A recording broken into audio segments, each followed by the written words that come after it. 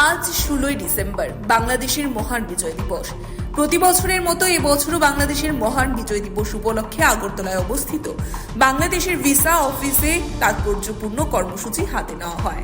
সংশ্লিষ্ট কর্মসূচির অঙ্গ হিসেবে মহান মুক্তিযুদ্ধের যে সমস্ত বীর সৈনিকেরা শহীদ হয়েছেন তাদের প্রতি শ্রদ্ধাঞ্জলি অর্পণ করার পাশাপাশি বাংলাদেশের মহান বিজয় দিবসে ভারত এবং বাংলাদেশের যারাই সদর্থকভাবে অংশগ্রহণ এবং সাহায্য সহযোগিতা করেছিলেন তাদের সকলের প্রতি কৃতজ্ঞতা জ্ঞাপন করা হয়। এই পর্বে ত্রিপুরাতে নিযুক্ত বাংলাদেশের হাই কমিশনার আরিফ মোহাম্মদ সহ ত্রিপুরা রাজ্য বিধানসভার উপাধ্যক্ষ রামপ্রসাদ পাল সহ বিভিন্ন স্তরে বিশিষ্ট ব্যক্তিত্বগণ উপস্থিত ছিলেন।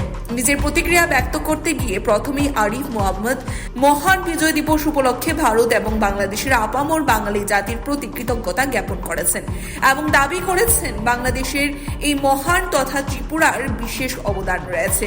পাশাপাশি আরিফ মোহাম্মদ আরও দাবি করেছেন এই সময়ের মধ্যে বাংলাদেশ সরকার যথেষ্ট আন্তরিকতার সাথে ভারত এবং বাংলাদেশ যেখানেই মুক্তিযুদ্ধের মহান স্মৃতিগুলো রয়েছে সেগুলোকে সংরক্ষণের উদ্যোগ গ্রহণ করেছে। আজকের দিনটি সত্যি একটা দেশের জন্য একটা আত্মমর্যাদা এবং আনন্দের দিন, যে এমন একটা দিনে একটা দেশ জন্ম হয়েছে, একটা স্বাধীন হয়েছে, তার চেয়ে বড় বিষয় আর কিছু হতে পারে না।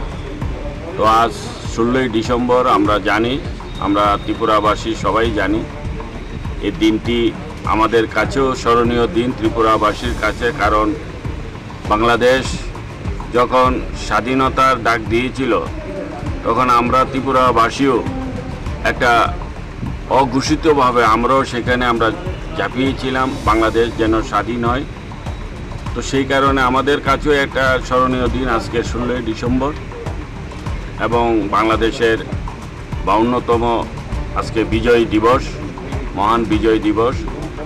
আমি আমাদের যে আগরতলার যে বাংলাদেশ হাই কমিশনার অফিস, এখানে আজকে বিজয় দিবস পালন হচ্ছে। এখানে আমরা এসেছি আমাদের যারা আগরতলাবাসী, যারা আমরা আমাদের যারা অভিভাবকরা, যারা অনেকেই এই যুদ্ধের সাথে যুক্ত ছিল। কিছুক্ষণ আগে আমাদের এই শহরের একজন আগরতলাবাসী এবং বিশিষ্ট শিক্ষাবিদ মিহির দেব মহাশয়, উনিও এই বাংলাদেশের যুদ্ধের সম্বন্ধে, মুক্তিযুদ্ধের সম্বন্ধে অনেক কিছু বলেছে। এটা আমাদের কাছে একটা, আমাদের জন্য একটা বিশেষ দিন। বিশেষ করে আমরা বাঙালি, আমরা বাঙালি জাতি হিসাবে একটা দেশ সম্পূর্ণ স্বাধীনতা পেয়েছে, এটা আমাদের কাছেও গর্বের বিষয়। এখানে এসেছি, আনন্দ পাচ্ছি। ধন্যবাদ। Bureau report, Tripura news 8।